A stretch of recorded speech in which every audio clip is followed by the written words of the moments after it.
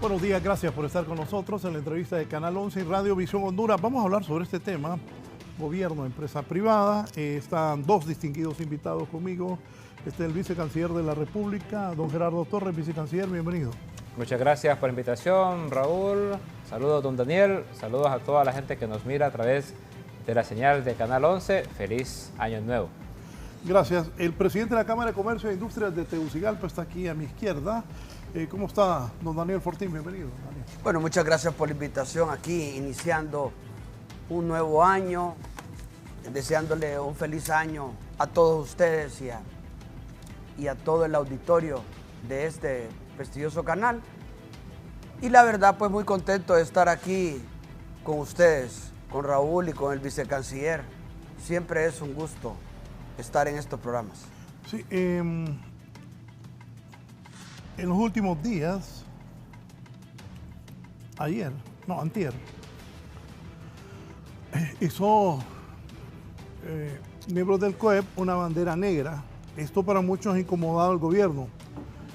Que lo que mencionan los empresarios que no se han generado los suficientes puestos de empleo en Honduras. Vicecanciller, ¿cuál es la posición del gobierno? Bueno, yo creo que el mensaje de la bandera del COEP es un mensaje que parece más de campaña política que de una posición de análisis económico, ¿no? Creo que es una respuesta a los anuncios y las comunicaciones que del gobierno salieron a finales del año pasado. A pesar de todos los ataques, de los señalamientos y de las campañas, el gobierno de la presidenta Xiomara Castro cerró con un crecimiento del PIB del 3.3%, incluso la CEPAL proyecta que podría cerrar en un 3.5, ¿no? O sea, porque el informe fue previo al último cierre del 2023. Otra cosa que también molestó a estos sectores que tienen posiciones políticas fueron los anuncios de el control de la inflación, fueron los anuncios de la generación de empleos. Fueron más de 300,000 empleos que se generaron gracias a los proyectos de desarrollo de la presidenta Xiomara Castro. Estamos hablando del índice más alto en inversión social de la historia de Honduras, ¿no? Más allá de los montos y de los porcentajes en el presupuesto, lo que se destinó para la inversión social y para el desarrollo económico fueron números altísimos, ¿no? Entonces, todos esos mensajes que el gobierno celebró, justo miraba recientemente un videoclip del ministro Freddy Cerrato, ¿no? Que hablaba de esta buena esperanza, de este buen sentimiento. También creo yo tiene que ver con el anuncio del retiro como ministra de Finanzas de la compañera Rixi Moncada para buscar una aspiración presidencial, presentándose como la candidata más fuerte en Libertad y Refundación. Y entonces el ataque hacia el sector económico o al gabinete económico que ella presidía hasta hace unos días, pues lo que vemos en el COEP el día 2 de enero es una campaña que tampoco lo que le pasa a veces el CNA, ¿no? Que se confunde o se enreda en el rol que debe de jugar el Consejo Hondureño de la empresa privada y asume un rol más de posicionamiento político. Yo una campaña mediática para poder esperar de la oposición política, ¿no? Del Partido Nacional, del Partido Liberal, del PSH. Pero cuando son sectores que su función social es otra, como el Consejo Hondureño de la empresa privada, que su función debería ser la de aglutinar a los empresarios, ver oportunidades como por ejemplo la que creó la presidenta con la apertura con China el año pasado, la participación en la Feria de Shanghai. En vez de ver esas posibilidades, ¿no? Es enfocarse en dar mensajes que yo lo que decía, siguiendo una conversación que tuvimos aquí en este foro, Raúl, hace algunos meses con Pedro Barquero, yo le decía en mi Twitter, en mi ex, el día de ayer, que esa bandera negra más parecía de piratas que de luto, ¿no? Entonces, bueno, así empezamos el año. Yo creo que hay poca disponibilidad del COEP de ver la situación que la presidenta Xiomara Castro ha generado, que es favorable. Lo decía la presidenta del Banco Central de Honduras, la inversión extranjera directa aumentó en el 2023, los dos números ahí están, Y entonces tenemos aperturas comerciales con nuevos socios, tenemos incremento de la inversión extranjera directa. Sin embargo, vemos como una especie de repliegue y más bien una ofensiva política de parte del Consejo hondureño. Y ayer pues tuvimos un intercambio de opiniones con el señor Eduardo Facusé, de la Cámara de Comercio de San Pedro Sula, ¿no? Y porque sacó una cifra que decía que en el año pasado solo se habían generado 77 empleos. Yo le decía, bueno, eso es absurdo, ¿no? Cualquier persona en cualquier departamento de Honduras donde Jet Stereo, o la Curazao, o el Gallo Más Gallo, o Electra han abierto sucursales, que este año hemos visto una expansión de estas empresas, ha generado más empleos que eso. Cualquier persona que ha sido beneficiaria de los fondos o de los créditos que está dando Banadesa, sabe que la generación de empleos en el agro ha crecido. Cualquier persona de las 40,000 que se emplearon en la construcción de carreteras en el 2023, en los proyectos multimillonarios de infraestructura que la presidenta definió, le puede decir que fueron más de 77. Cuando lo interpelamos, el señor Facusé lo que dijo fue que no era que se habían generado 77, sino que comparados la afiliación del Seguro Social con la pérdida de empleos, había quedado 77. Y después se salió una estadística que decía que habían sido más de 100,000 personas las que se inscribieron en el Seguro Social el año anterior, aumentando incluso el promedio de los años anteriores. Entonces dice, no, pero es que fueron estos que entraron y estos que salieron. Yo creo que al final la manera de medir el crecimiento económico ya está inventada, pues. Está el incremento del PIB, está el índice de Gini, está la tributación. Honduras aumentó su tributación sin crear impuestos nuevos, aumentó la tributación tanto en SAR como lo que se registró en aduanas, fueron números superiores. Entonces, todos estos son indicadores. La moneda de Honduras, el Empira, fue de las pocas monedas que no se deslizó como se deslizaron otras monedas en América Latina. Y Honduras fue de los pocos países que pudo controlar la inflación de América Latina. Por eso somos actualmente, según la CEPAL, la sexta economía en crecimiento en el país. Entonces, indicadores de crecimiento económico, indicadores de ambiente económico ya se inventaron. Lo que el señor Eduardo Facusé quería hacer ayer era inventarse otro, que era decir, vamos a sumar este número menos los que se fueron, más los afiliados del Seguro Social. O sea, que nos comparte la ecuación económica en la que él está planteando. Ahora se debe de medir la generación de empleos en un país. Ya mirábamos hoy a primeras horas del día que el señor Daniel Durón está hablando de un problema en el Instituto Hondureño de Seguridad Social. ¿No será, señor Facusé, que el problema que tuvimos en 2023 fue que la afiliación tuvo que haber sido más? Entonces el problema ya no es de generación de empleos, sino de afiliación al Instituto Hondureño de Seguridad Social. Entonces, no queramos venir a inventar fórmulas de cosas que ya están inventadas. El país está presentando mejores números en términos económicos. Obviamente falta mucho más por hacer, pero salir con banderas negras y salir a decir que en un año solo se crearon 77 empleos y después querer ver cómo se acomodan esas cosas, parece más campaña política que un análisis objetivo de la situación económica del país, y sobre todo parece algo alejado de la razón social de un aparato como el Consejo Hondureño de la Empresa Privada, que debería estar trabajando en aprovechar esas oportunidades que está creando el gobierno y no levantar banderas de campañas políticas en respuestas a incomodidades que le pueden generar las posiciones del gobierno y del partido en el gobierno. O sea, es tergiversar un poco la razón y asumir un papel que no es el que nos corresponde, a menos que se quieran dedicar a la oposición política. Ya hay espacios para hacerlo. Don Daniel, usted es el presidente de la Cámara de Comercio e Industria de Tegucigalpa. ¿Qué piensa de esto y de lo que dice el vicecanciller? Bueno, la verdad es que, en primer lugar, no debería haber ninguna controversia. O sea, no debería haber ninguna controversia en el país acerca de cuántos empleos se han generado, nuevos empleos, ni cuántos empleos se han perdido. No debería haber esa controversia. Los números deberían de estar ahí y los deberían de estar disponibles para cualquier momento. No debería haber controversia entre el Poder Ejecutivo, entre el empresariado, en que estemos peleando nosotros en la empresa privada por tratar de generar más empleos. Eso no debería estar pasando. Que nosotros como empresarios podamos decir, bueno, hemos estado tratando, por lo menos desde la Cámara de Comercio e Industria de Tegucigalpa, hemos estado tratando de que se generen más empleos, que se creen más y mejores empresas, que podamos apoyar al micro, al pequeño empresario, que atraigamos la inversión extranjera, que fomentemos la inversión nacional, que haya reinversión de utilidades, que podamos nosotros en un momento dado pues poder crear más fuentes de empleo. Y no hemos podido llegar a ese diálogo sentados en una mesa con los trabajadores, con el gobierno y con la empresa privada para ver cómo se generan más empleos, porque solo los empleos van a sacar a Honduras del subdesarrollo.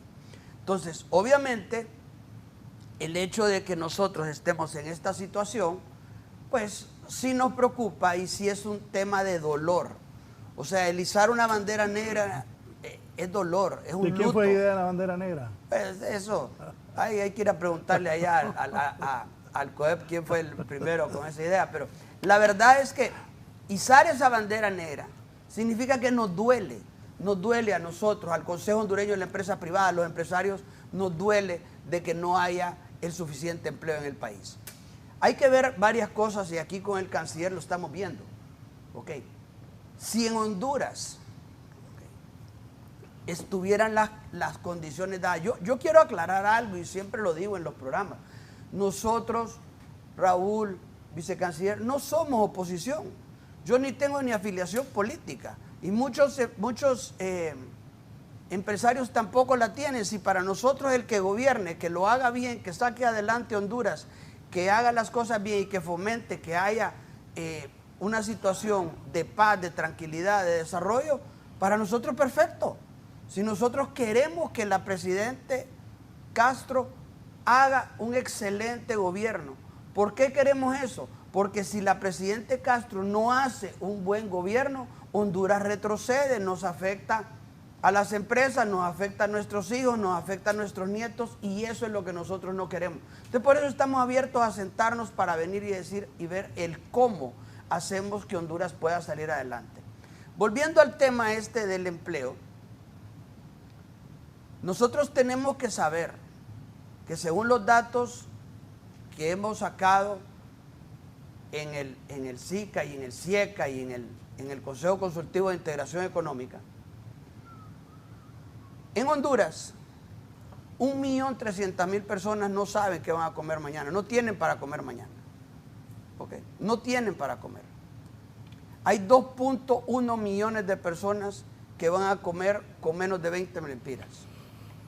Eso a usted le suma 3.4 millones. Y hay otro millón y pico de personas que tienen por lo menos $1 para comer.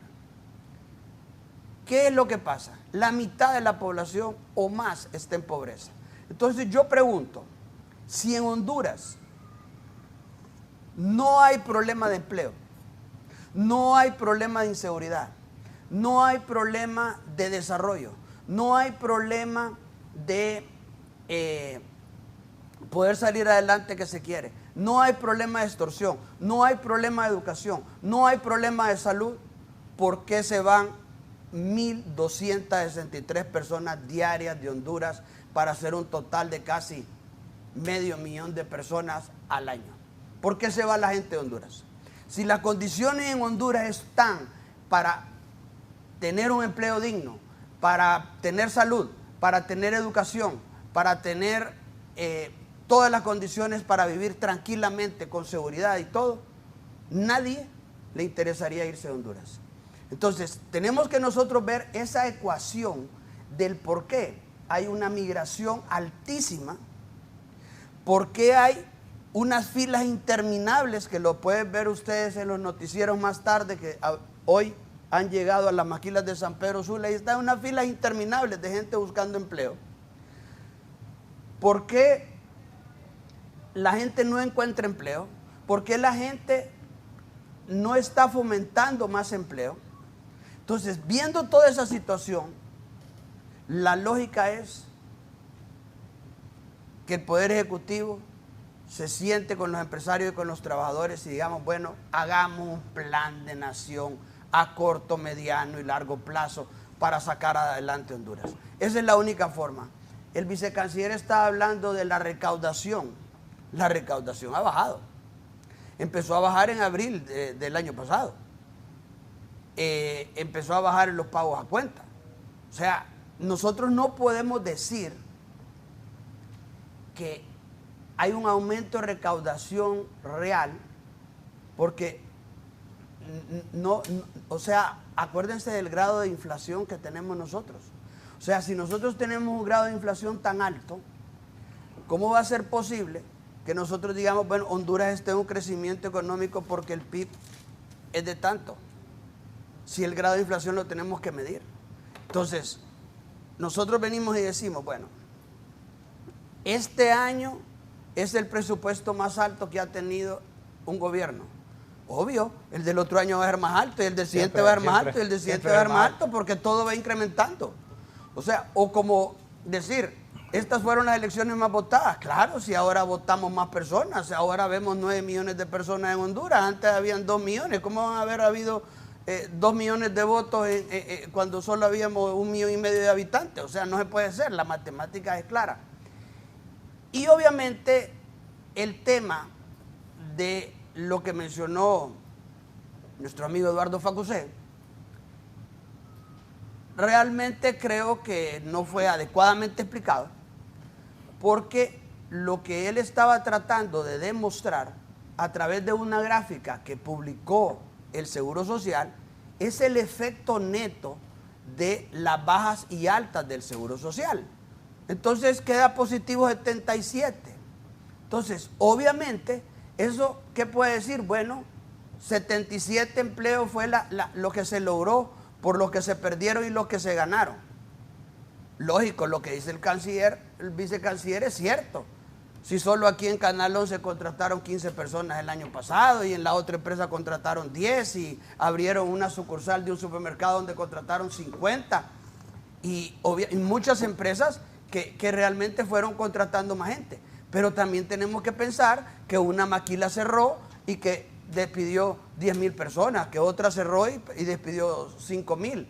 Y obviamente ese tipo de situaciones hace que nosotros no podamos decir que se han generado una cantidad de empleos adicionales, que es lo que nosotros necesitamos para sacar de la pobreza al 500,000 de personas que nosotros tenemos buscando empleo.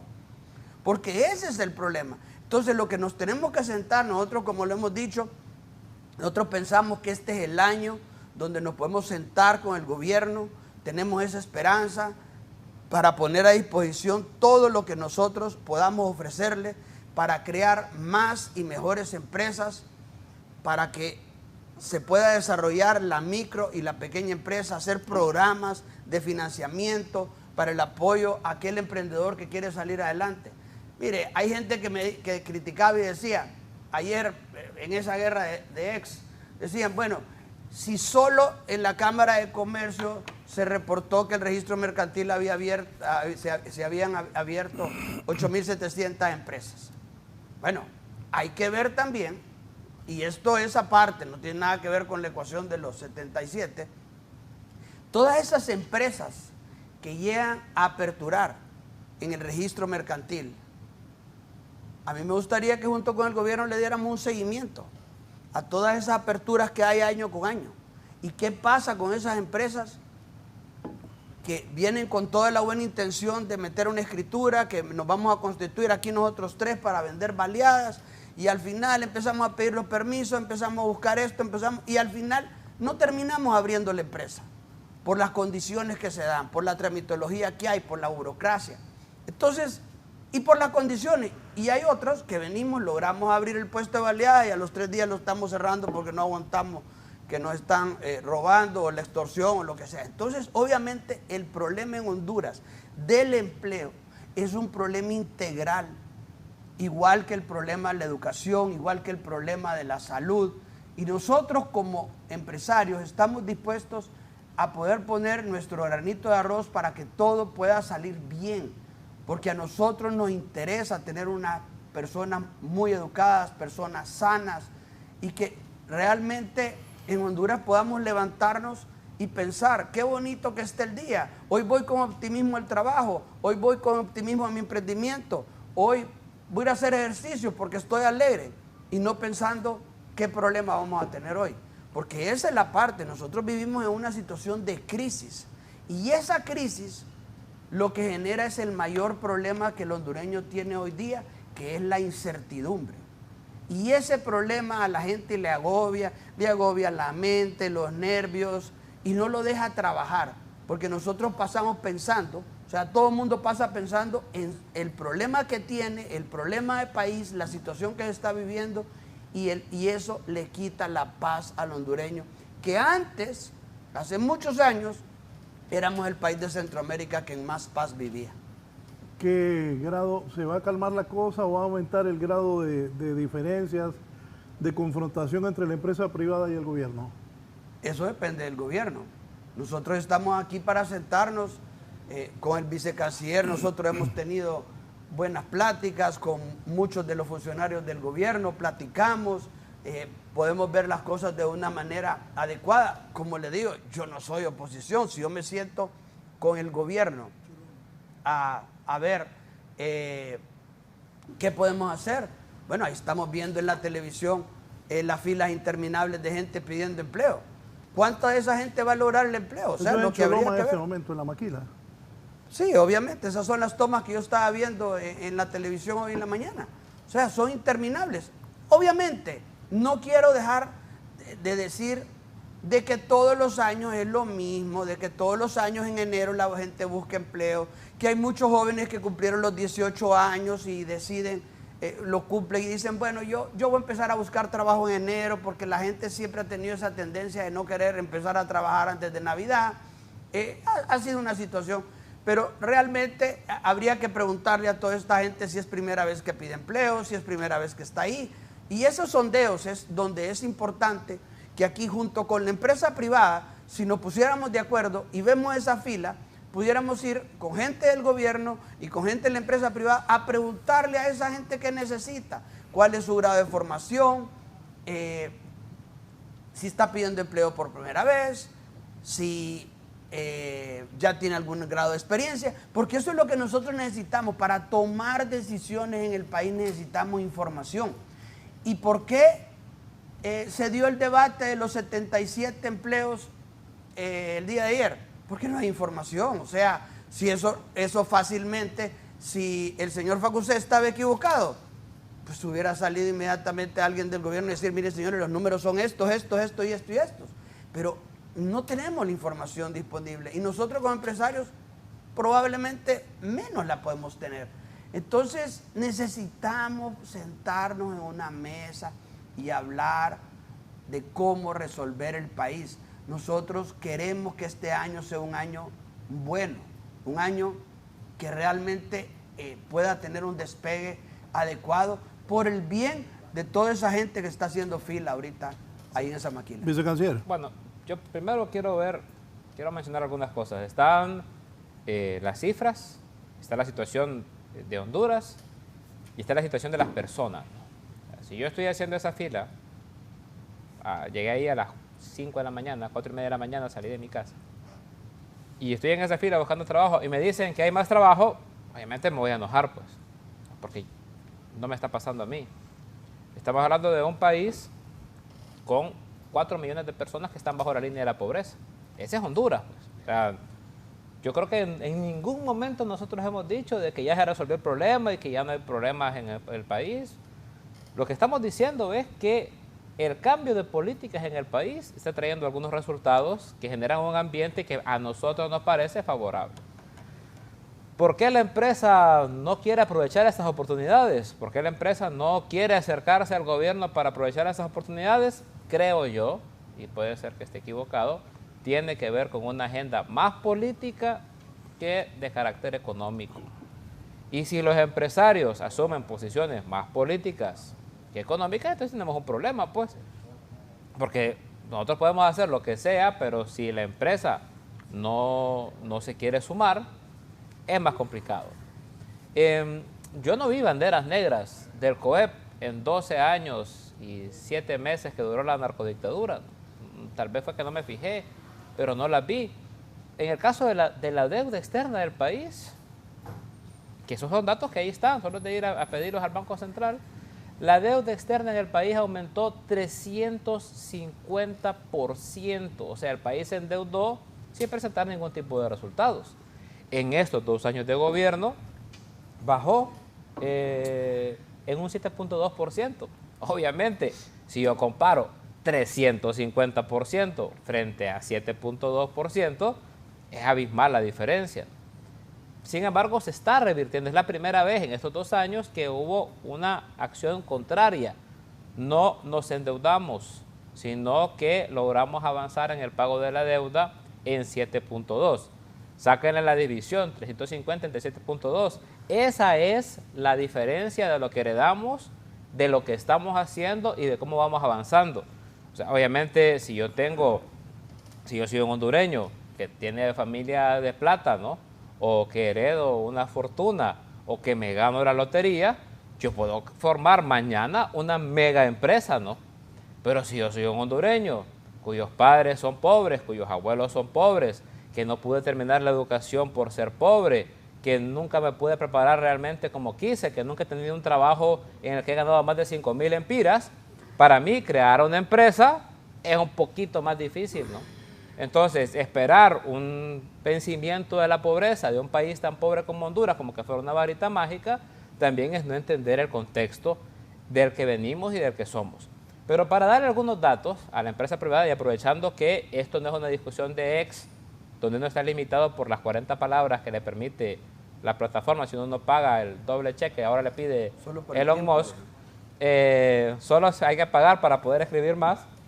Voy a aprovechar para decirle algunos datos a la empresa privada que yo creo que les podrían interesar frente al clima de inversión, que bien lo dice don Daniel. Si nos ponemos de acuerdo, pues podríamos generar más empleos. Antes que dé los datos, sí, está reclamando tiempo. Ajá. No, yo solo le quería decir una cosa.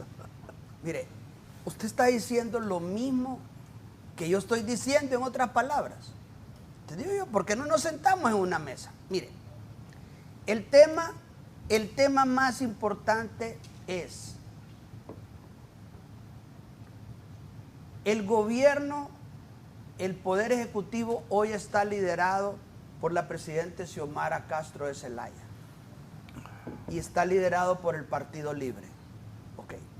Yo no le puedo echar la culpa a Libre de lo que está pasando en el país por lo que hizo el Partido Nacional en los años anteriores, por lo que hizo el Partido Liberal en años anteriores, por lo que hizo el Partido Nacional en años anteriores. No puedo realmente. No puedo echarle la culpa por lo que es pasado y que el Libre no puede hacer absolutamente nada. Ya el partido tiene 2 años de estar en el poder, ya asumieron todos los problemas que pueden haber surgido por la situación de país. Tampoco voy a aceptar yo que a mí me vengan a decir de que por qué el COEP no hizo tal cosa en el pasado, por qué la Cámara no hizo tal cosa en el pasado, por qué los empresarios no hicieron tal cosa en el pasado, porque simple y sencillamente, igual que la presidenta Xiomara Castro de Zelaya, no pudo hacer nada en los 200 años anteriores porque asumió la presidencia en enero del 22, yo no puedo hacer nada por el pasado en la empresa privada porque asumí la presidencia de la Cámara de Comercio en febrero del 22. Y Mateo Yebrín asumió la presidencia del COEP en febrero del 22. Entonces estamos hablando de que en el 22 tenemos nuevas autoridades en el sector privado y nuevas autoridades en el país, que no tenemos nada que ver con lo que se pasó anteriormente porque no éramos los que estábamos ahí. Entonces, simple y sencillamente se han seguido ciertas líneas. Obviamente, la Cámara de Comercio tiene 133 años y ha venido con un rubro, pero sí es una situación preocupante para nosotros como empresarios, la situación del país, la situación del empleo, la situación... ¿Por qué? Porque la gente sin empleo empieza a emigrar del país. Y eso lo estamos viendo nosotros como empresarios, en el sentido de que ya no se encuentran personas para trabajar en el campo, porque acuérdense que empresarios somos todos, ya no se encuentran personas para trabajar en la construcción, ya no se encuentran personas calificadas. Hay mucha gente que dice, y es feo lo que voy a decir, de que en algunos municipios del país ya no hay hombres, y que los hombres que hay están o acostados en una cama, porque están muy mayores, o están acostados en el suelo, porque tal vez padecen la enfermedad del alcoholismo, desgraciadamente. Pero que jóvenes, gente que quiera trabajar, ya están vacíos los municipios y los pueblos. Y eso es preocupante. Entonces, si a nosotros eso nos preocupa, al gobierno eso le preocupa, si a la Cancillería General de la República le preocupa, sentémonos, no estemos peleando, como dice el vicecanciller en ex, no estemos viniendo a un debate a tener ideas contrarias, si las ideas son las mismas, la necesidad del país es la misma, sacarlo adelante. A nosotros nos interesa sacarlo adelante. Y por favor, o sea, no digamos es que los empresarios eran malos, porque también entonces yo puedo decir, entonces los políticos eran malos, los que estaban antes eran aquí, entonces quiere decir que los de ahora son iguales. No puede ser. O sea, yo no puedo decir de que el gobierno anterior es igual a este, porque este es otro gobierno, son otras personas a las que yo le tengo que dar el beneficio de la duda y sentarnos a hablar, porque creo que todo el mundo tiene la buena voluntad de sacar a Honduras adelante. Y eso lo tenemos que demostrar sentándonos en una mesa y haciendo un plan de acción. ¿Tenía una lista usted? Sí, es que yo estoy de acuerdo. O sea, nosotros tenemos que asumir el reto que nos heredaron. Sin embargo, yo solo señalo pues una diferencia de actitud, ¿no? Pues, sobre todo del Consejo Hondureño de la Empresa Privada, que tiene razón, o sea, que tiene razón. Había otra gente, pero hay una gente que todavía está ahí. Y en el caso del gobierno, ya no hay gente de la que estaba antes. Entonces, solo para mencionar algunos datos muy rápidos, porque yo creo que esto debería de ser analizado por la empresa privada como opciones, ¿no?, para generar empleos. Y después les voy a hacer una pregunta, que es a usted por ser representante de la Cámara de Comercio, pero es una pregunta abierta a los empresarios del país. Mire, como le decía, Honduras fue el país con mayor crecimiento en inversión social el año pasado en la región de América Latina. Fue un 91% lo que invertimos nosotros en desarrollo social frente a un 10% regional. Crecimos en un 3.3, ¿verdad? Un 3.5, dicen algunos, pero dejémoslo en 3.3. El promedio regional fue de 1.8. La inflación de Honduras es alta, pues, pero no es tan alta comparada con la región. Estamos hablando de 5.7 de inflación en un mundo de guerra, en un mundo donde todos los precios de los fertilizantes, de los carburantes se fueron al cielo por la invasión de Rusia a Ucrania. Pues mantener una inflación de 5.7 es una buena tarea, ¿no? Ya le dije el tema de la definición de la deuda. Después de 350% en 12 años, este año logramos 7.2. Fuimos uno de los 4 países que logró apreciación de su moneda frente al dólar y una tasa política monetaria que fue bastante favorable en temas de la región, que permite créditos para la micro y pequeña empresa. Tenemos una inversión extranjera directa que subió. Eso le pasó a Costa Rica, a Panamá y a Honduras y a pocos en la región. Y tenemos gastos de gobierno de los más altos a nivel regional. El dato que yo le di aquí a Pedro Barquero hace unos meses, que le dije, Pedro, no es cierto lo que estás diciendo, no es cierto que van a haber más migrantes, y me dijo que no, que eso no era imposible porque también era parte de una campaña. Pues le voy a dar el dato. Hace 2 años, el número de gente detenida, hondureños en Estados Unidos, fue de 319.327 personas. El año pasado fue de 213, me refiero al 2022, fue de 213.023 personas. Y el 2023 cerramos en 186.398. O sea que disminuyó el número de hondureños detenidos en los Estados Unidos por migración irregular. La caravana que vimos hace unas semanas... ¿Que si llevan entrenados? No, yo le digo... No, lo que le digo yo es que ahora la gente puede pasar más fácil también. No, bueno. los detenidos tampoco. O sea, si no creemos en las cifras, entonces ¿qué vamos a creer? Pues porque si piden que les demos cifras, y cuando les damos cifras nos dicen que no son las cifras que les gustan, estas son y las se cifras inventan del otras Seguro cifras, Social, pues. estas son cifras de los Estados Unidos. O sea, no son cifras de Honduras. O sea, el número de esas hondureños cifras del Seguro detenidos... Social, ¿usted le cree a las cifras del seguro? Es que mire, lo importante es una cosa. Ahora, pero es que usted dijo Ok. algo que es cierto. No, yo le estoy diciendo algo, mire. No, pero es que solo voy a tomar algo que usted dijo. Aquí en Canal 11 el año pasado se contrataron algunas personas, es cierto. O sea, y más de 7. Y en Cable Color mucho más. Así es. O sea, no sé si el señor Facusé lo hizo con ironía o molesto con el gobierno. 87, dijo. Pero, 77. bueno, pero 77 creo que es una... No, Raúl, es que el tema, mire, no, pues que lo dijo No, pero públicamente. solo para decir una cosa. No, para pero que mire, usted solo lo déjeme amplíe. cerrarle con un dato. El año pasado, 141.872 personas fueron afiliadas al Seguro Social y 1.629 nuevos patronos fueron afiliados al Seguro Social. O sea que también, si nos vamos a la ¿Cuántos? cifra, nuevos, pues. ¿Cuántos nuevos? 1.629 nuevos patronos. Ok. Mire, yo le voy a decir algo muy importante.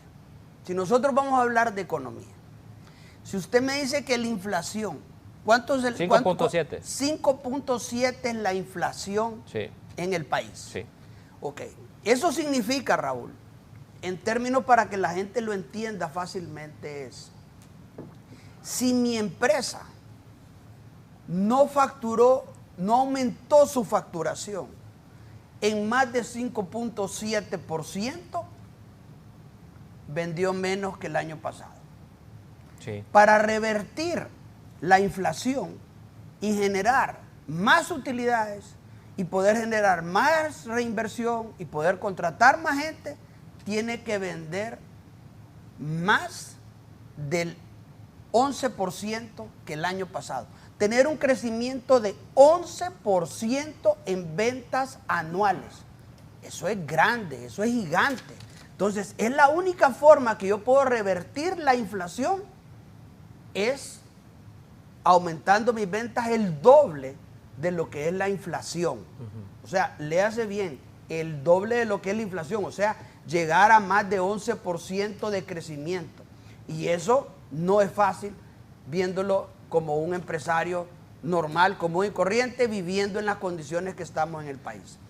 Yo quisiera, o sea, yo obviamente no sé todo el análisis que pudo haber hecho el presidente de la Cámara de Comercio e Industrias de Cortés, pero sí sé la gráfica de donde él sacó esa información. Como les digo, es un efecto neto. Sí me gustaría que producción pusiera la gráfica, porque la gráfica no se la inventó Eduardo Facusé. No, pero lo que entonces, está haciendo es un análisis. esa cifra, mire, esa cifra ahí está. ¿Ve? Ahí está lo que fue en noviembre. ¿De qué es la gráfica, don Daniel? La gráfica es de afiliaciones de invalidez, vejez y muerte que sacó del Seguro Social. Y ahí el total de septiembre del 2021 al septiembre del 2022 a septiembre del 2023 hace que en la parte de abajo, donde está la suma total, está el valor absoluto del crecimiento y donde él saca el 77 empleos. ¿Qué pasa con eso? Ese 77 no es un número que se inventó Eduardo. No, pero estamos hablando de que esa gráfica... Pero ¿de qué es la tabla? De invalidez, vejez y muerte. Pero no es de generación de empleo, ¿verdad? No, es de afiliación. O sea, estamos hablando del Seguro Social. Es que, eso es lo que estoy diciendo mire, yo, pues. Mire, vicecanciller, déjeme terminar de explicar lo que es esa tabla.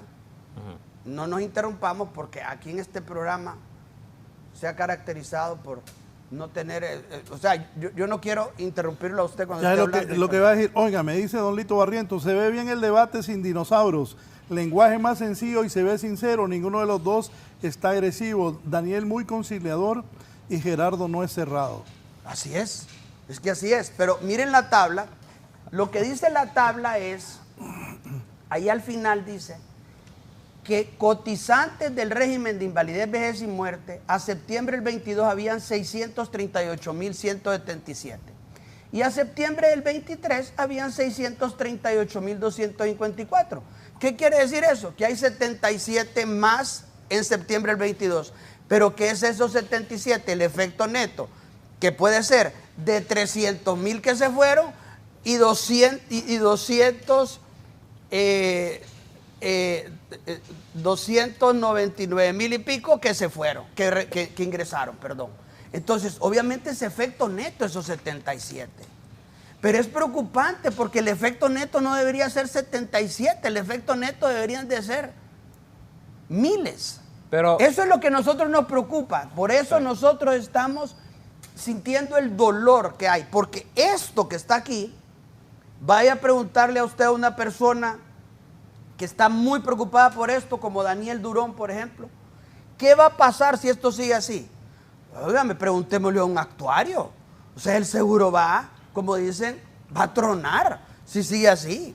Porque no va a poder cumplir con las jubilaciones, no va a poder salir adelante. Entonces nosotros tenemos que ver que si el crecimiento en el seguro social no tiene un crecimiento adecuado, el seguro social a corto o mediano plazo va a no poder cumplir, claro, va a tronar. Y esa es la preocupación que tienen hoy día los trabajadores y es válida, es totalmente válida. Entonces por eso digo yo, no digamos que es que la cifra está mala, que la cifra está aquí, que la cifra está allá. No, sentemos a vernos la cifra y veamos y analicemos cuál es el problema. Y analizando el problema, le buscamos la solución. Usted tiene que encontrar cuál es el problema juntos, sí, y buscarle la solución. Si usted sabe, vicecanciller, que nosotros así pensamos, estamos para colaborar. No, y además que yo justamente quiero aprovechar el programa para hablar, pues no con la efervescencia del ex. Solo vicecanciller, sí. Aquí está el viceministro de Finanzas, don Roberto Ramírez, que también opina. Feliz año, Raúl. Igual a los panelistas, esa tabla del seguro no se puede tomar nunca para calcular el empleo, dice el viceministro de Finanzas, don Roberto. Dice, no se puede tomar nunca para calcular el empleo en el país.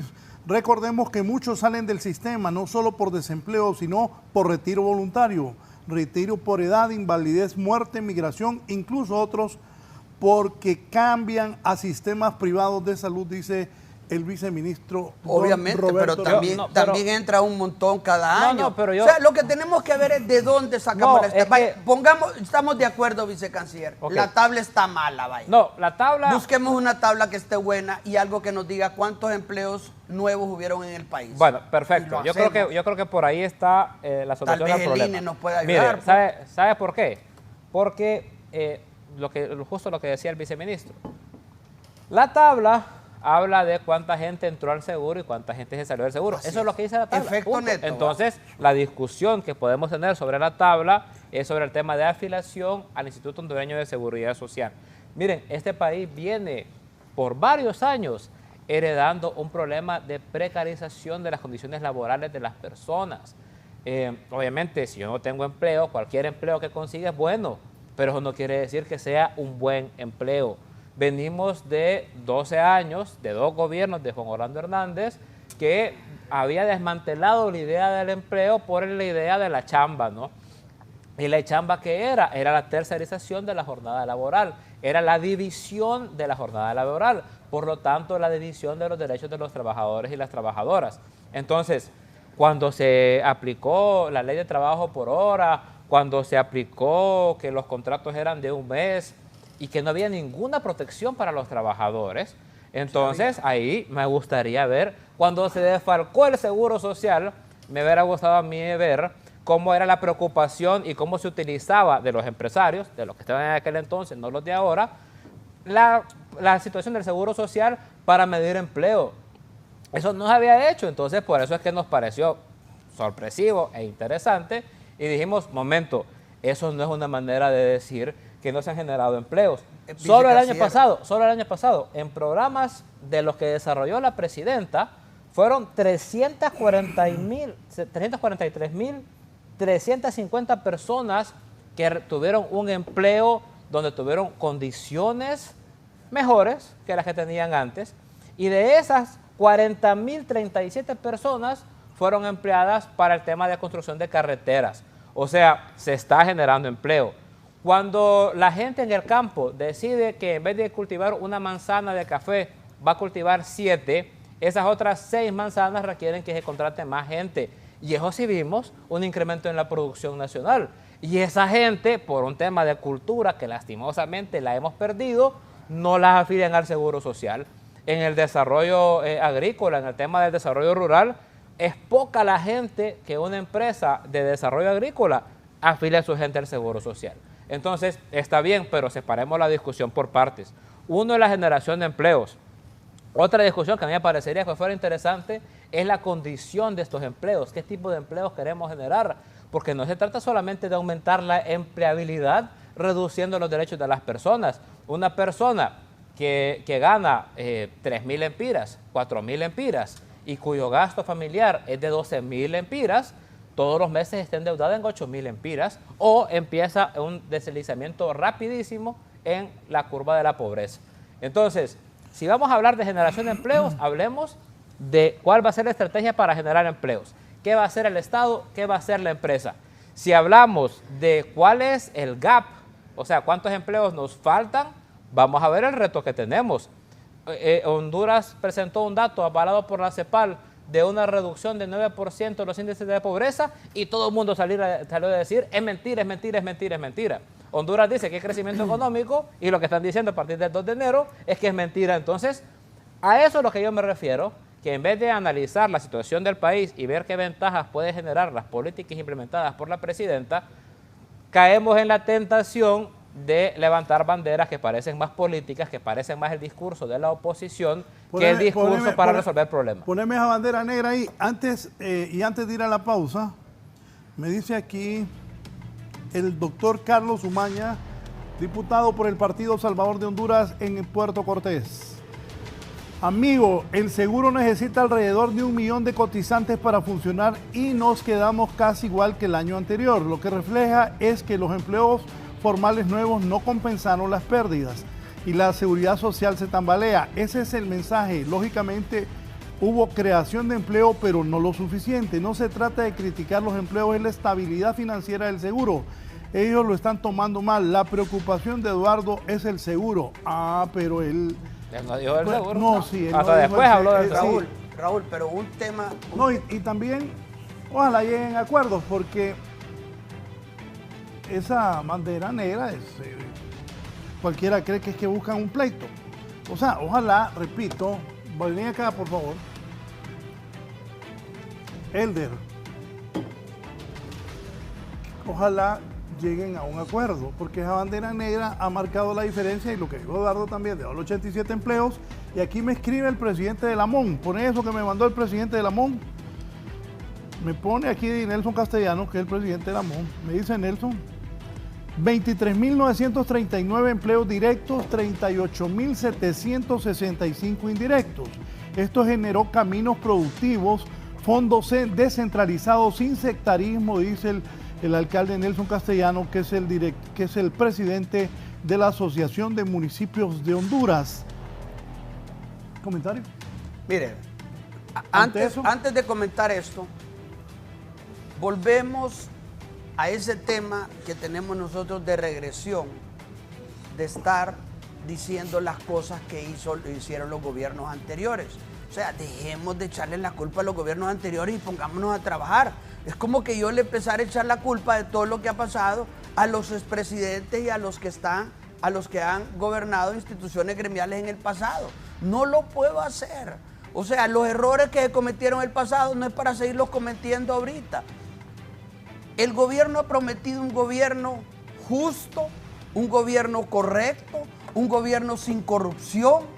Entonces, que no haya ningún acto de corrupción en este gobierno que sea justo. Mire, es triste que yo como presidente de la Cámara de Comercio e Industria de Tegucigalpa solo pueda hablar con un funcionario del gobierno en un programa de televisión. O sea, no he podido sentarme para ver un plan. ¿Cómo? O sea, se lo voy a explicar. Ajá. O sea, no puede haber los funcionarios del gobierno. O sea, nosotros no nos hemos podido sentar a hacer un análisis de país. O sea, yo digo, está bien venir a un programa y debatir y ver y todo. Y esto está bien. Pero poderme sentar con la persona correspondiente del Poder Ejecutivo para venir y decir cuál es el problema que tiene Honduras y en qué podemos apoyar nosotros y cómo lo resolvemos y cómo hacemos para que hayan más y mejores empresas y qué problemas tienen los empresarios para salir adelante y cómo vamos a atacar el problema de la extorsión y cómo vamos a arreglar el problema del transporte urbano y cómo vamos a arreglar el problema de la educación, segundo grado, el promedio de educación. ¿Cómo vamos a arreglar el problema de salud? ¿Cómo va a tener gente que trabaje bien si no tiene salud? Entonces, ¿cómo podemos arreglar todo eso? Y cuando yo, en 2 años que yo tengo de ser presidente de la Cámara de Comercio e Industria de Tegucigalpa, no he podido sentarme con el Poder Ejecutivo para hacer ese análisis, para empezar a hacer un plan. ¿Sentar con el Poder Ejecutivo con quién? Bueno, empezando con la presidenta y con varios de los ministros o viceministros, con los que quiera. Con lo que sea. O sea, sí he tenido alguna reunión, pero una plática de realmente en la cual a nosotros vienen y nos dicen, mire, una plática. Una plática, o sea, sí hemos tenido muchos invitados en la Cámara de Comercio que nos han venido y nos han explicado lo de la política de esto, más profundo este foro que una plática. Pues a veces nosotros podemos en un foro transmitir una idea que tal vez queda sembrada en la otra parte igual. Yo le digo, mire, con muchos funcionarios, nosotros a veces platicamos y podemos platicar no en una oficina formal, tal vez en un foro, tal vez en una reunión de inauguración de algo donde los invitan a ellos y nos invitan a nosotros y ahí aprovechamos para platicar y poder sentarnos a hablar minutos. Nos pueden transmitir alguna idea de lo que quieren hacer y nosotros decimos qué bueno. O sea, pero ¿cómo le damos forma al muñeco, a este país tan lindo? ¿Cómo le damos la forma si no nos sentamos a hablar con cifras, con planes de acción, con un plan de país a corto, mediano y largo plazo para sacar adelante a Honduras? Mire, volvemos a lo que dije al principio. El mayor problema que tiene el hondureño es la incertidumbre. Ahorita nos están dando certidumbre, porque una de las mayores preocupaciones que ha tenido la mayoría del país es que si van a haber elecciones en el 2025. Y obviamente ayer el nuevo jefe de las Fuerzas Armadas dijo que sí. Estamos viendo que ya hay una candidata del partido de gobierno que ya va a iniciar su candidatura, que obviamente eso nos da a nosotros una certidumbre de que van a haber elecciones, lo cual lo aplaudimos enormemente. Le deseamos la mejor de la suerte a todos los candidatos que se inscriban, que preparen sus planes. Y obviamente este gobierno tiene que dejar sentado un plan de nación. Ese debe ser el mayor legado que debe hacer la presidenta Xiomara Castro de Zelaya. Dejar establecido un plan de nación a corto, mediano y largo plazo que trascienda todos los gobiernos y que sea lo mínimo que alguien pueda hacer. Porque si no, ¿qué estamos haciendo nosotros? Mire, ahorita se van a construir unas carreteras, se van a construir unos hospitales, se van a construir otras cosas. Pero eso va a generar empleo, ¿no? Obviamente va a generar mucho empleo y qué bueno, porque la construcción genera muchísimo empleo. Pero obviamente nosotros venimos y decimos, bueno, queremos saber, pues, porque no sabemos ese plan, de que se van a construir estos hospitales. Pero ¿qué se va a hacer con el hospital escuela, con el materno infantil, con el tórax, con San Felipe, con el Catarino Rivas y con los centros de salud, que están en situaciones bien difíciles? Entonces, yo diría que si pudiéramos sentarnos y que nos digan, mire, no, es que el plan con el hospital escuela es este, el plan con el Mario Catarino es este, el plan con el Seguro Social es este, con San Felipe, con el tórax, estamos hablando de que el tórax no tenía ni para hacer rayos X, pues. Entonces, ¿cómo voy a construir yo un hospital o 8 hospitales si el tórax está en el suelo? O sea, tenemos que velar por el tórax porque es el que está funcionando. Y obviamente después de arreglar todos esos hospitales, hagamos todos los hospitales nuevos que se quieran en todo el país y la salud debe ser amplia. Debemos tener, yo no lo estoy diciendo, lo dicen ustedes en los programas de noticias cuando van a entrevistar a esa gente que está saliendo del Seguro Social y de los hospitales. ¿Le dieron la medicina? No, no me dieron medicina. ¿Le van a dar medicina? No, dijeron que no tenían. Entonces, ¿de qué le sirve a alguien que tenga una enfermedad como el cáncer y le digan, mire señor, usted tiene que hacerse 8 quimioterapias y no haya las quimios para podérselas hacer. Yo solo quiero, antes de que vayamos a la pausa, miren, dos cosas. A mí no me gusta desmentir, pero a veces es necesario. Nosotros hemos generado meses de discusión con el COEP. Cuando me refiero a nosotros, me refiero a la Cancillería. O sea, y ahí ha estado la vicecanciller Cindy Rodríguez y el ministro asesor Medina del Consejo Nacional de Inversiones. Justamente el 20 de diciembre fue la última mesa de trabajo que es donde se está trabajando la estrategia de promoción de inversiones. O sea, nosotros tenemos una mesa de trabajo con el COEP en la que Cancillería y el aparato de inversiones del Estado, que es el ministro Medina, le está presentando permanentemente cuáles son los avances de la apertura de comercio, de mercados, de atracción de inversiones. O sea que los datos los tienen, pues. Obviamente, en un país donde hay 10 millones de personas, cuando nosotros decimos que vamos a generar empleos y estamos felices porque estamos generando empleos, y hablamos de 10.000 empleos frente a 10 millones, es el 0.001%. Pero eso no quiere decir que sean malos los 10.000 empleos, ¿no? Ahorita en la feria de Shanghái garantizamos más de 20.000 empleos. Esa gente que está haciendo esa fila ahí en la maquila, que yo le diga que en su región se van a abrir 20.000 empleos, yo creo que no lo van a ver como algo malo. Entonces, la mesa de trabajo de promoción de inversiones que tenemos el gobierno con el COEP y otros empresarios, yo creo que es algo de lo que estaba mencionando don Daniel, que es de las cosas que tenemos que hacer.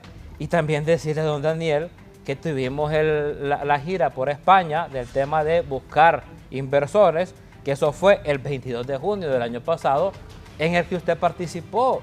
Entonces, me parece un poco injusto decir que el gobierno no está generando conexiones con la empresa privada, porque al menos de parte de Cancillería, de parte de la parte de inversiones y de la parte de la Secretaría de Desarrollo Económico, hemos tratado e insistido permanentemente en acercarnos a los empresarios. Hicimos un trabajo muy fuerte para invitarlos a la Feria de Shanghái.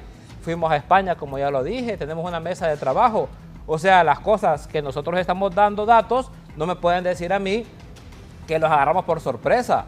Claro que saben que estamos tratando de generar empleo. Claro que saben que un socio como China, un TLC con China puede ser una oportunidad.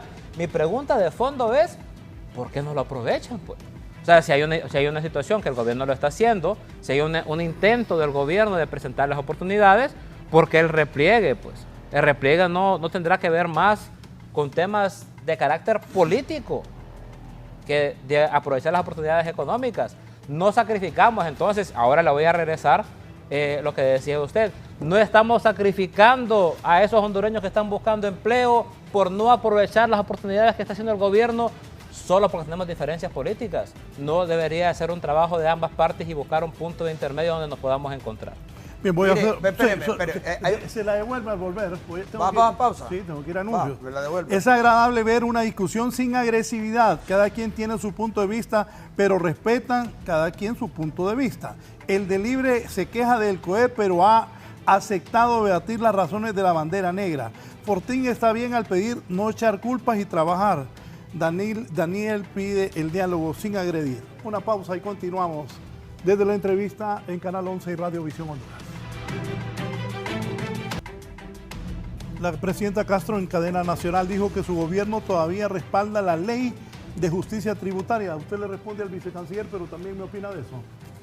Bueno, mire, yo sé que el vicecanciller está de alguna forma tratando de contrarrestar un poco lo que yo estoy diciendo en el ámbito de las reuniones. Y yo lo quiero dejar muy claro el tema. O sea, tener una reunión con gente del gobierno que fue solicitada por un organismo internacional o que fue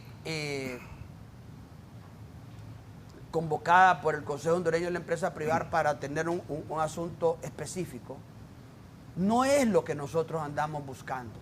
O sea, sí es cierto de que, como le explicaba yo, a la Cámara de Comercio, nosotros hemos tenido de invitados a la presidenta del Banco Central, hemos tenido invitado al entonces ministro del SAR, hemos tenido a la ministra de Finanzas, hemos tenido a gente del IFOP, hemos tenido gente, pero es un diálogo, es empezar a hablar.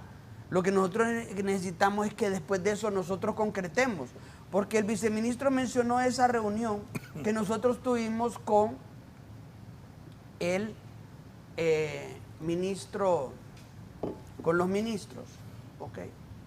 De COEP, pero algunas de esas reuniones, digamos, son convocadas por la ONUDI, por ejemplo.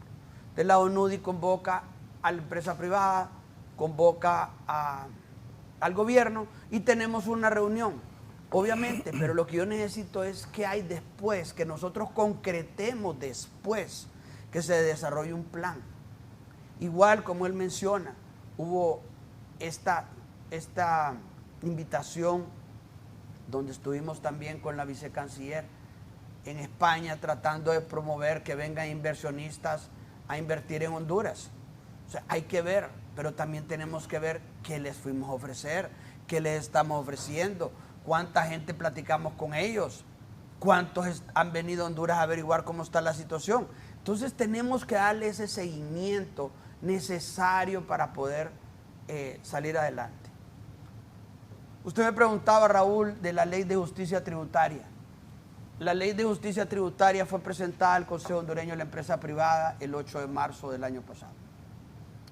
Nosotros le hicimos comentarios a esa ley. Nosotros no estamos de acuerdo que esa ley se apruebe tal y como fue presentada a nosotros. Nosotros necesitamos que se tomen en cuenta todas las variables que nosotros fuimos a exponer al Congreso Nacional. Lo hicimos tanto como Cámara de Comercio e Industria de Tegucigalpa como Consejo Hondureño de la Empresa Privada en una posición unida. Igual que la Asociación Hondureña de Instituciones Financieras de los bancos, la IVA también fue y presentó todos sus cambios que quisiera en esa ley. Pero esa ley solo va enfocada a quitar todas las exoneraciones, lo cual tendría que tener un propósito o tendría que ver una alternativa de cómo nosotros vamos a atraer la inversión extranjera a nuestro país, como lo hacen algunos países vecinos, dando exoneraciones fiscales. Que las exoneraciones fiscales tienen que tener límites, que tienen que tener condiciones para poderlas cumplir, que el que abuse se la quiten o le pongan las multas o la cárcel, estamos claros. O sea, por eso decimos, nosotros hoy en el Consejo Hondureño de la Empresa Privada hay una directiva nueva que empezó en el 2022, igual en la Cámara de Comercio e Industrias de Tegucigalpa, igual en la Cámara de Comercio e Industrias de Cortés. Entonces, todas las gremiales tienen directores nuevos, que empezamos con este gobierno. Entonces nosotros necesitamos ver esto juntos, porque el tema es el nombre, Ley de Justicia Tributaria. ¿Dónde dice algo esta ley que va a ser justo el pago de impuestos del micro, del pequeño y del mediano empresario? ¿Por qué no vemos dentro de una ley de justicia tributaria que el microempresario no pague el 25% de impuestos sobre sus ganancias? Ustedes se imaginan que a un microempresario que está haciendo un esfuerzo enorme por salir adelante, genera una utilidad y el gobierno le quita el 25%. A mi juicio, si fuera mi decisión, yo le quitaría menos para que esa otra parte él la pueda utilizar como capital de trabajo o pueda hacerla para invertir en hacer crecer su negocio. Igual el pequeño y el mediano. O sea, podemos volver al impuesto sobre la renta escalonado de acuerdo al tamaño de la empresa. Que hay personas que pudieron haber abusado de las exoneraciones. Bueno, castiguémoslas. Pero si estamos creando con tanto énfasis y con tanto deseo una ley de justicia tributaria, que lo que nos dicen a nosotros es que va a haber un cambio de sistema, que van a haber 2 nuevos regímenes y que todas las empresas que ya gozan de exoneraciones las van a seguir teniendo hasta que se les venza. ¿Qué parte del impuesto se va a ver en el corto plazo? Ninguno. Al menos que utilicemos un artículo que dice la Ley de Justicia Tributaria, que es de revisar algunas de las exoneraciones y que si encuentran algún problema le cancelan la exoneración hasta que resuelva el problema. Entonces, obviamente ahí nosotros decimos, bueno, entonces, ¿qué va a empezar a pasar? Van a empezar a ir a revisar todas estas empresas y le van a quitar la exoneración. Bueno, entonces yo lo que diría es, miren, pase una ley donde se diga que se va a regular de alguna forma. Pero esa ley habla de no tocar las actuales exoneraciones. La ley dice que si yo tengo una exoneración por 20 años, la voy a seguir teniendo por 20 años. ¿Se van a respetar?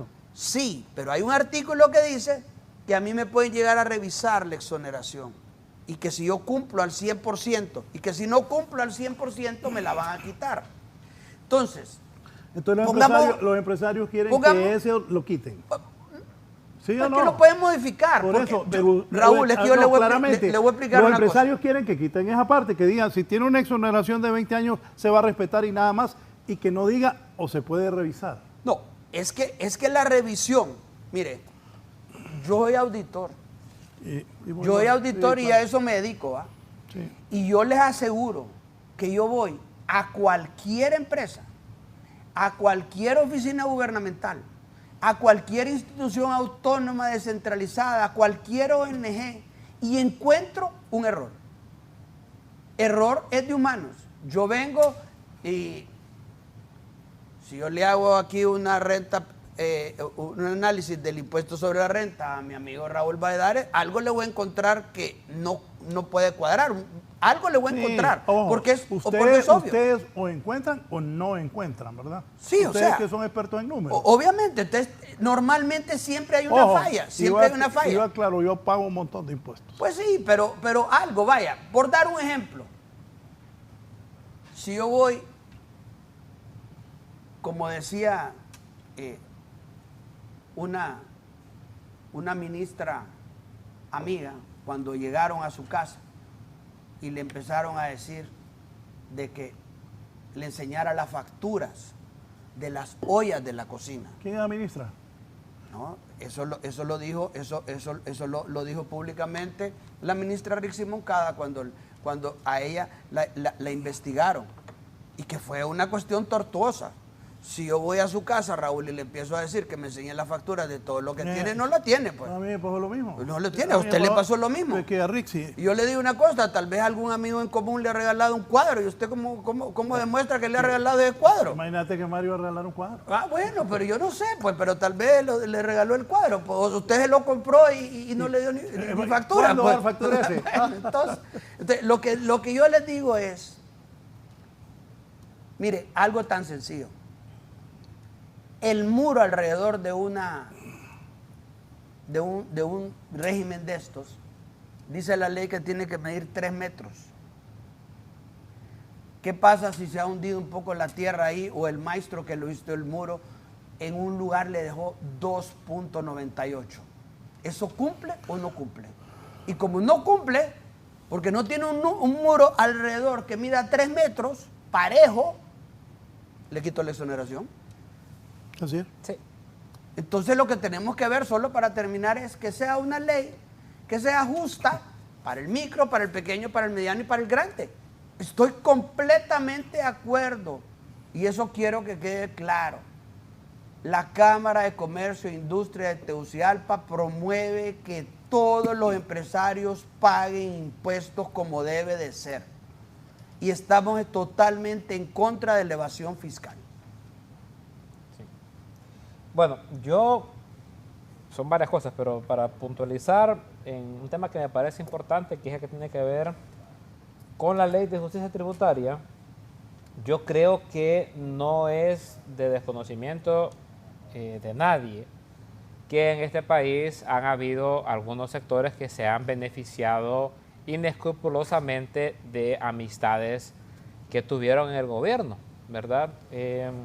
Cuando hablamos de revisar las exoneraciones, es porque las exoneraciones deberían de servir para promover la generación de empleos, deberían de servir para generar desarrollo económico. Y aquí no me estoy refiriendo al COEP de ahora, pues, o a la Cámara de Comercio e Industria de Tegucigalpa de ahora, pero yo creo que algo de análisis podríamos ver de estos empresarios que recibieron tantos beneficios en exoneraciones durante más de 10 años, que se hicieron multimillonarios, ¿cuántos empleos generaron realmente? ¿No? Porque yo también espero que cuando alguien recibe un beneficio del gobierno, genere una respuesta a ese beneficio.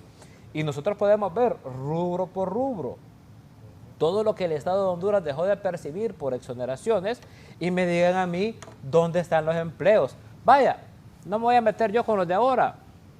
Que le digan al gobierno del Partido Nacional, que le digan a los nacionalistas y a los liberales, todas esas exoneraciones que existieron en Honduras, ¿cuántos empleos generaron? Si eso hubiera funcionado, entonces en enero de 2022, que Xiomara Castro le pusieron la banda presidencial, no hubiera recibido un país con un 75% de pobreza.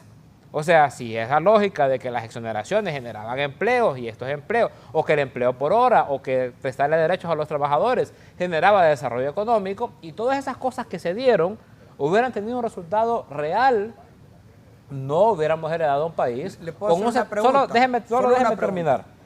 Nosotros, y aquí yo siento que de parte del empresariado hay un miedo que a mí me parece injustificado, pues, porque todo lo que usted está diciendo, que es un escenario posible, parte de la premisa de que nosotros queremos afectar a la empresa privada y que lo que estamos haciendo es una trampa para afectar a la empresa privada y que si el muro se bajó 2 centímetros, los vamos a topar. Y no se trata de eso. O sea, ese miedo, la bandera negra de la campaña, insisto, me parece a mí que proviene... Dicen que nosotros somos los ideologizados, dicen que nosotros somos los polarizadores. Yo creo que los que están polarizando y los que están pecando de caer en la trampa de la ideologización extrema e injustificada son los empresarios. Este es un gobierno socialista, democrático, pero no somos un gobierno enemigo de los empresarios. Vicecanciller, esa izada bandera negra de los empresarios, ¿qué representó para el gobierno? Para mí es un mensaje, ¿no? Es un ¿Qué mensaje, es un ¿Qué mensaje, dice el mensaje de nosotros no somos amigos de ustedes y estamos en contra de las posiciones políticas del gobierno.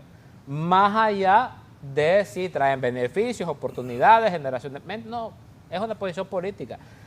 Miren, cuando hablamos de polarización extrema y de ideologización sin razón, yo le puedo decir la posición de la oposición. La posición de la oposición en el país era que, solo para que vean hasta dónde llegan con su onda de la ideologización sin sentido y sin justificación. La oposición del país llegó al Congreso Nacional y solo por no votar con Luis Redondo no aprobaron la amnistía migratoria. Eso es un acto de poca sensibilidad humana.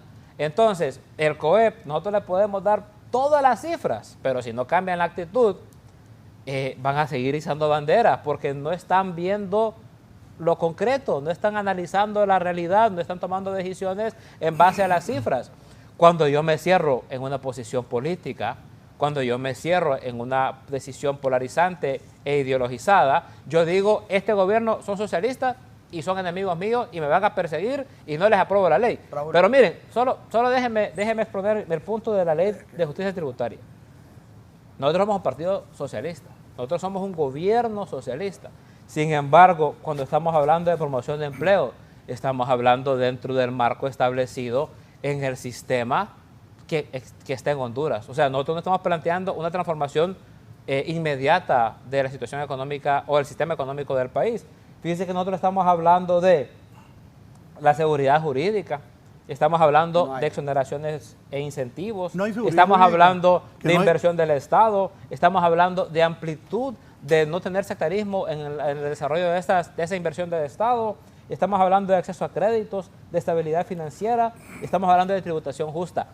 A mí, por favor, que me demuestren que el sistema tributario en el país, en Honduras, hoy es justo. Todos sabemos que aquí se dieron exoneraciones a los amigos de Jo. Todos sabemos que aquí se dieron exoneraciones a cambio de favores políticos.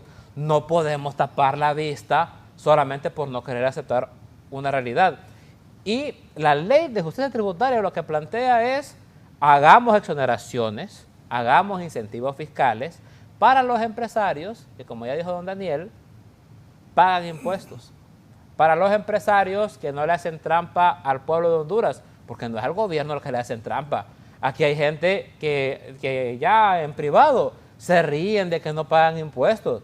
Al que le están haciendo daño no es al gobierno, es al pueblo de Honduras. Al que le están robando es al pueblo de Honduras. Entonces, hagamos incentivos fiscales, promovamos exoneraciones, promovamos inversión del Estado para desarrollo de inversiones con empresarios que quieran pagar impuestos, que sean responsables en sus responsabilidades, que sean responsables con los derechos de los y las trabajadoras, que promuevan un desarrollo más justo en el país.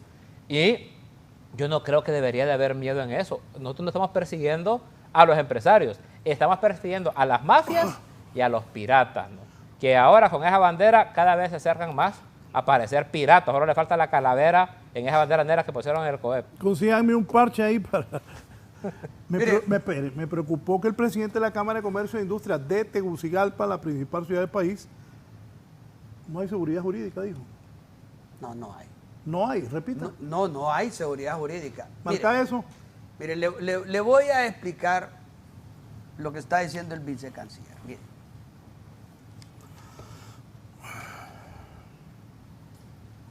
Deberíamos de venir, y por eso digo yo, sentémonos en una oficina con las personas que tengan la información y vengamos a un foro y demos la información juntos.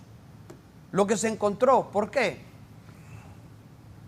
Porque se sataniza las exoneraciones. ¿Cuántos empleos se han generado por empresas que bajo un régimen de que van a ser exonerados del impuesto sobre la renta, que lo dan en muchos países, viene a Honduras a poner su negocio? O sea, compañías extranjeras que vienen aquí. Entonces, hagamos un conteo y digamos, todas estas empresas extranjeras que vinieron a Honduras a poner su negocio acá, a generar empleo en Honduras, a desarrollar ciudades como Choloma. ¿Cuánto tiempo? En todo el tiempo desde el gobierno del presidente Calleja para acá, han generado empleo. Y nosotros tenemos que analizar, ¿queremos esos empleos o no queremos esos empleos? Porque si usted le dice a una empresa, y no es un anuncio comercial, pero si usted le viene y le dice a una empresa como Gildan, como Fruit of the Loom, como Heinz, que son empresas extranjeras, que vienen a invertir en Honduras, a poner una maquila acá y a generar miles de empleos, usted le dice, ya no le voy a dar las exoneraciones, esa empresa levanta su operación y se va para Nicaragua, se va para República Dominicana, se va para Costa Rica, se va para otros lados y deja de generar el empleo en Honduras. Mire, pero ahí solo será cosa, tan... Espéreme, usted no me dejó interrumpirlo. Bueno. Mire, hay una cuestión. ¿Por qué no vamos a ver el parque industrial de oficinas que hay en Costa Rica entre el aeropuerto y la ciudad de San José? Hay 300 empresas de primer nivel que tienen sus oficinas centrales en Costa Rica. ¿Por qué? Y si yo estoy diciendo algo mentira, que me lo digan. Pero ¿por qué no vamos a ver por qué Costa Rica logra eso? Porque aquí es malo y en Costa Rica no es malo y en Costa Rica están mejor que nosotros. O sea, hay 300 empresas de primer lugar. Están las oficinas centrales de muchas empresas ahí generando empleo. ¿Y cómo generan ese empleo? Por las exoneraciones que le están dando. El ministro Elazar antes decía que Costa Rica lo iban a poner en la lista negra y que estaba en la lista negra. No está en la lista negra, en la OECD no está. ¿Okay? Costa Rica tiene un sistema muy adecuado. Entonces, ¿qué necesitamos nosotros? Venir y decir, bueno, tomemos la decisión, pero no tomemos la decisión unilateralmente. O sea, ¿por qué no puede participar en una forma conjunta para crear una ley del impuesto sobre la renta, del impuesto sobre ventas, si nosotros lo hemos estado pidiendo por años, de años, de años? No a este gobierno, sino que a los anteriores, de que cambiemos una ley del impuesto sobre la renta que data de 1950. Nosotros necesitamos cambiar el sistema tributario en Honduras y hacer una sola ley nueva. Es una ley que está totalmente parchada. Entonces, sí estamos de acuerdo que necesitamos una nueva ley del impuesto sobre la renta, pero una ley del impuesto sobre la renta que sea correcta, que se pueda seguir, que se pueda ver, que no haya cacería contra las empresas, que no haya amenazas. Porque le digo yo, si uno lee un documento y cuando uno lee el documento lo que mira es que solo va a salir afectada una parte, claro que tiene que venir y decir, no, esto no es justo. Porque yo quisiera saber, ok, que me digan, ¿y por qué va a ser secreto? ¿Quién escribió la ley de justicia tributaria? ¿De dónde sacaron la ley de justicia tributaria? ¿Quiénes se sentaron a escribirla? ¿Por qué no podemos participar nosotros si nosotros hemos sido expertos tributarios toda la vida? Y hay varios en Honduras que son muy buenos, ¿y por qué no nos podemos sentar y decir, mire Raúl, hay una cuestión bien importante? Yo le quiero recordar algo y eso usted tal vez se va a recordar. En el gobierno del Partido Liberal, del 2006 al 2009, ¿okay? Empezamos a trabajar la ley anti-evasión fiscal. La trabajamos finanzas de en aquel tiempo empresa privada. Yo me reuní con el grupo de gente que estamos trabajando en esa ley, hicimos 63 versiones de esa ley, hasta que quedó bastante bien la ley. Era un compromiso que tenía el gobierno de presentarlo al Congreso. ¿Ok? En eso pues la terminamos y en eso vinieron los problemas del 2009 y la ley se presentó en octubre, la presentaron por cumplir con el Fondo Monetario Internacional, sacaron la ley, la presentaron y la volvieron a engavetar. ¿Qué hizo el Partido Nacional en el año 90?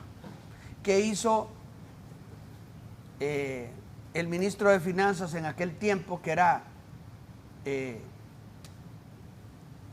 licenciado William Chong-Won, que en paz descanse? Él agarró la ley, Raúl, esa ley, y esa ley hizo los 14 paquetazos que hicieron entre el gobierno de Pepe Lobo.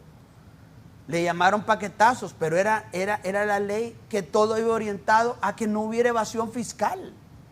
No era mala esa ley. Esa ley la construimos y podemos ver entre quienes lo hicimos. Del Ministerio de Finanzas, la Dirección Ejecutiva de Ingresos de ese tiempo y el Consejo Hondureño de la Empresa Privada, en el cual yo lo que formaba parte era de la mesa tributaria en aquel tiempo.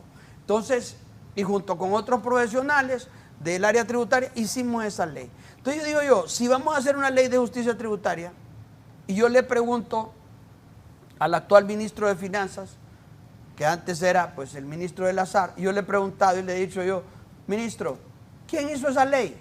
¿Quién la escribió? No me dicen. Entonces digo yo, ¿por qué no lo hicimos juntos? ¿Por qué no vemos los problemas para que sea? Porque nosotros no estamos de acuerdo en que empresarios abusen de las exoneraciones. No estamos de acuerdo, y lo quiero dejar muy claro, no estamos de acuerdo que los empresarios abusen de las exoneraciones. Las exoneraciones son necesarias para crear empleos, para desarrollar un país en el plano turista. ¿Por qué?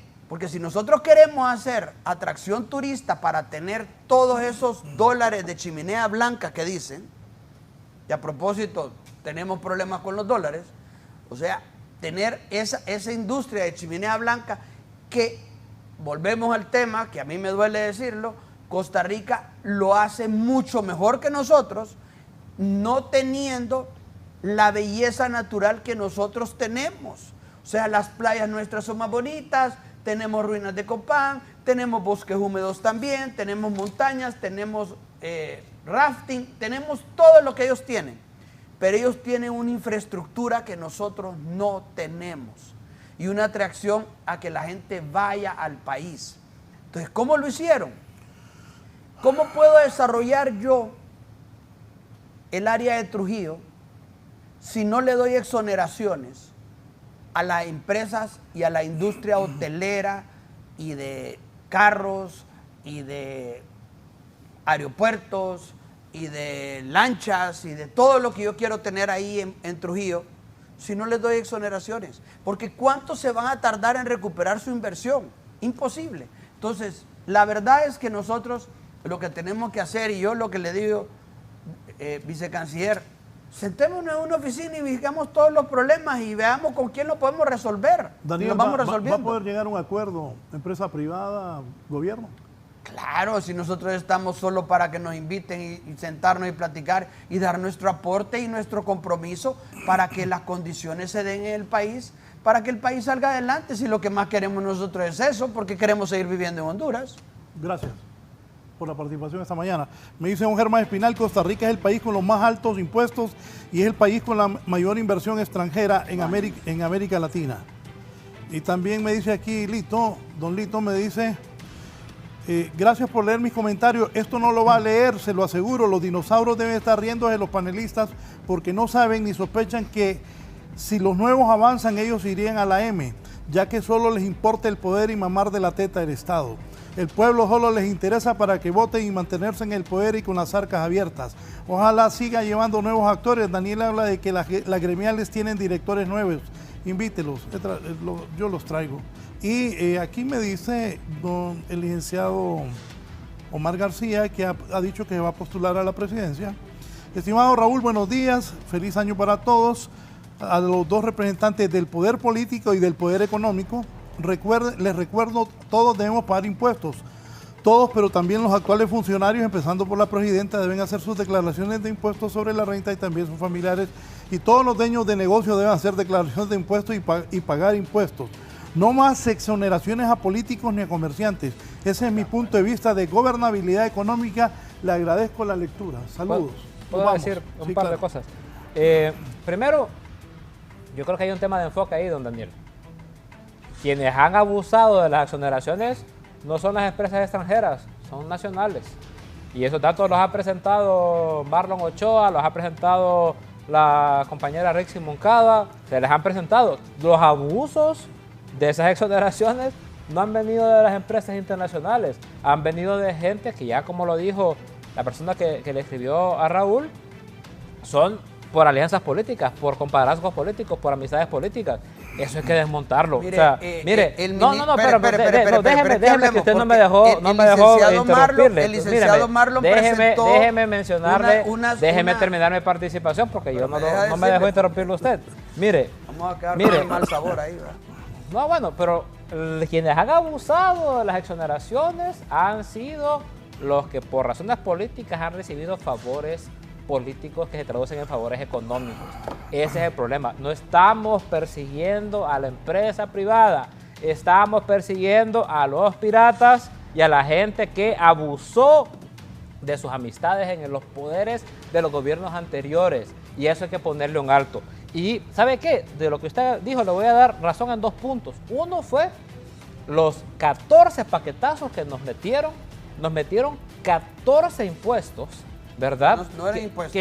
Bueno, de varias cosas hay ahí. No eran impuestos. Nos pusieron impuestos sobre la renta, impuestos sobre la venta, nos pusieron un montón de cosas en esto. Yo estoy hablando del 90 al 90. No, yo estoy hablando de los 14 impuestos nuevos que metieron después del golpe de Estado para acá. No hay 14 impuestos nuevos, así que no puede ser tampoco. O sea, óigame, hay medidas de presión a la población porque no presionaron, por no presionar a la empresa. Ya terminar el programa, ya terminó. Mire, por no presionar a la gran empresa, presionaron a la gente. Aquí hubieron acciones para captar dinero del Estado, que era socar a la gente más pobre. Mire, y permitirle beneficios a la gente que más plata tenía. Un minuto. Cierro con esto y le dejo a don Daniel para que pueda cerrarse también. Quienes han abusado de esa mala política de crecimiento económico han sido un grupo de personas que se han confabulado para manejar sus privilegios. Cuando hablamos de una ley de justicia tributaria o una ley de manejo de la renta, estamos hablando de ordenar este Estado, este sistema, para que los que tenían privilegios le permitan a la gente poder desarrollarse. Si no, no vamos a poder generar empleo, si no, no vamos a poder generar desarrollo económico. Podemos hablar con la empresa, estamos dispuestos a hablarlo, pero sin estar cuidándole los privilegios a ese grupo de piratas que se beneficiaron a costa del empobrecimiento del pueblo de Honduras. Bien, Mire, gracias. nosotros volvemos a repetir, no defendemos nadie que haya hecho las cosas mal. Pero sí hay que dejar claro de que el director del SAR, cuando fue al Ministerio Público, presentó 8 denuncias, creo, en ese momento creo que fueron 8, de las cuales no solo son contra empresas locales, también hay empresas extranjeras ahí. O sea que lo que está diciendo el vicecanciller no es totalmente cierto. O sea, sí hay empresas extranjeras a las cuales se les está acusando de haber empleado mal sus exoneraciones. Por eso digo yo, si alguien está empleando mal las exoneraciones, se le llama al orden, se le imponen las multas, se le quitan, se hace lo que se tenga que hacer porque lo hagan bien.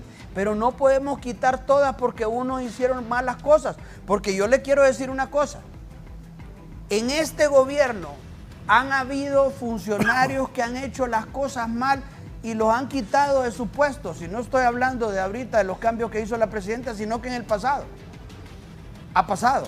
Y eso no significa que entonces todos los funcionarios del gobierno son malos. Porque 1 o 2 han cometido algún problema. Entonces no, yo le pido al gobierno que no generalicemos, no hablemos del pasado, miremos solo para enfrente y veamos realmente que no todos los empresarios somos corruptos y que los que queremos este país y queremos hacer las cosas bien, estamos listos para poder trabajar junto con el gobierno para el desarrollo de Honduras y que las reglas estén claras para todos, que tengamos seguridad jurídica, que nosotros podamos salir adelante como país, que podamos seguir viviendo en este país, porque por algo hay una inmigración tan alta. La mayoría de los jóvenes no quieren vivir en este país, ni los de escasos recursos, ni de los medianos recursos, ni de los grandes recursos. Pero eso, y eso es triste. Pero triste eso, ojo, pero eso de que la mayoría de jóvenes tampoco es cierto. Hay muchos que quieren vivir aquí. Obviamente hay muchos. De hecho, yo quiero que mis hijas vivan acá y ellas quieren vivir acá. Y eso es lo que yo estoy tratando de buscar. No, pero que mis hijas puedan vivir en Honduras pero y también, mis nietos puedan vivir en Honduras. También los hondureños que no sean pudientes, pero que tengan una vida digna, deben de querer vivir en Honduras. Así es. Esa es la esperanza. Gracias a los dos. Vivir en el campo. No, gracias a los dos. Qué bueno que han podido platicar, gobierno y empresa privada. Ojalá así sigan. Buenos días, que estén bien. Saludos a Rafael Virgilio Padilla, hijo. Rafael Virgilio Padilla Cafati, que ha venido de Inglaterra y me viene escuchando con su papá en el carro. Gracias, buenos días.